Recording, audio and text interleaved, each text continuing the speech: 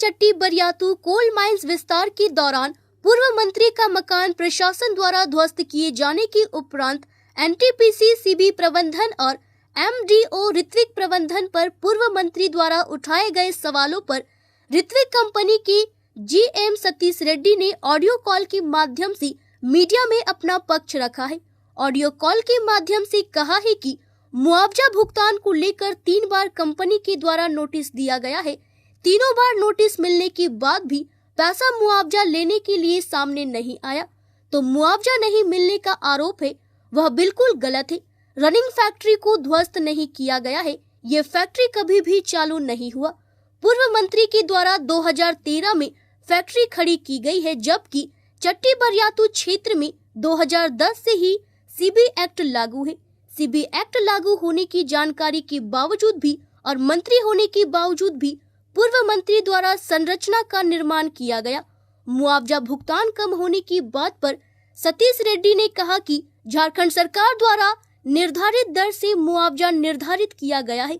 मुआवजा निर्धारण को लेकर संबंधित विभाग के लोग उनसे 2 बार मुलाकात भी किए हैं और अच्छा मुआवजा दर से मुआवजा निर्धारित किया गया है, तो उनका आरोप निराधार है। मकान ध्वस्त करने का काम पूरी तरह से प्रशासन के द्वारा किया गया है। ये काम ना एनटीपीसी के द्वारा किया गया और ना ही ऋत्विक कंपनी के द्वारा।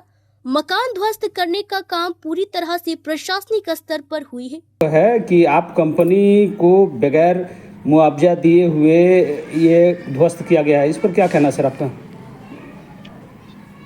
जी, पहला चीज है कि जी इस कंपनी का जो मुआवजा जी उनको लेने के लिए 3 बार नोटिस दिया गए थे।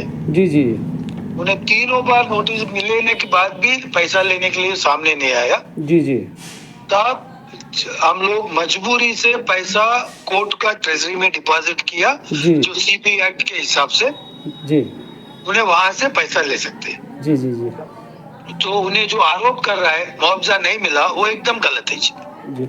अगला कहना है सर कि उसका रनिंग फैक्ट्री को जो है ध्वस्त किया गया है। ये कंपनी से प्रोडक्शन हो रहा था, रनिंग पीरियड में था, कंपनी को इस दौरान में ध्वस्त किया गया। क्या कहना है सर इस पर?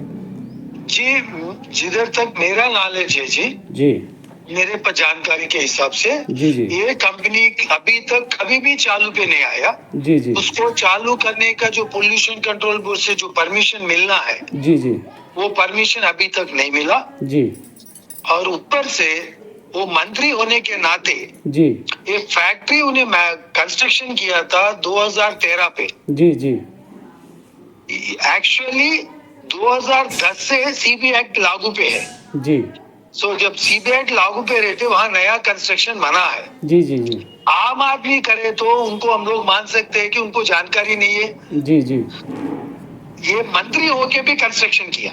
जी सर, आगे कहना है कि कंपनी के द्वारा जो है मकान और फैक्ट्री का जो है मुआवजा जितना होना चाहिए उतना नहीं मिला है कंपनी के द्वारा। इस पर क्या कहना है सर आपका?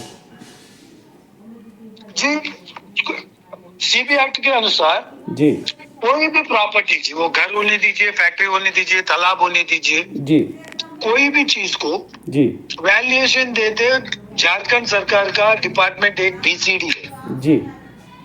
वही वैल्यूएशन के हिसाब से वो लोग 2 बार उनसे मिल भी चुका है जी। उनका जो भी कंसर्न है वो कंसर्न लागू पे कंसिडर करते हुए जी उनको अच्छा सा पैसा का वैल्यूएशन मिल चुका है जी। तो उनका आरोप निराधार है जी। ये आरोप निराधार है, एकदम निराधार जी। और कंपनी के द्वारा ध्वस्त करने के दौरान में ये प्रशासनिक कार्रवाई के तहत ये किया गया है या फिर कंपनी के द्वारा किया गया है? जी, ये प्रशासन के रूप से हुआ जी। कंपनी कैसे कर सकता है जी? ना एनटीपीसी या ऋत्विक ऐसा काम कभी नहीं कर सकते। ये पूरी तरह से प्रशासनिक कार्रवाई है, तो एकदम पूरी तरह प्रशासन की कार्रवाई के तरह ही हुआ जी। मैजिस्ट्रेट अपॉइंटमेंट हुआ जी, उसी के सामने हुआ जी। जी एंड जी उन्हें जो घर का बात कर रहे हैं वो घर नहीं जी, फैक्ट्री के अंदर उन्हें एक 2 कमरे का बना दिया, वो भी 3 साल पहले जी। वो 15 साल पुराना करके जो बोल रहे हैं वो एकदम झूठ है जी। वो बना के 3 साल हुआ। अब चाहे तो आजकल गूगल मैप्स में जी आप जान के देखे तो 5 साल पहले क्या था अभी क्या है सब दिखा देते। जी जी जी आप देख लीजिए 3 साल पहले का गूगल मैप चेक करें तो उसपे वो घर ही नहीं दिखता। जी जी। हम्म। केरेडारी बड़का गांव से सुमंत कुमार साहा की रिपोर्ट,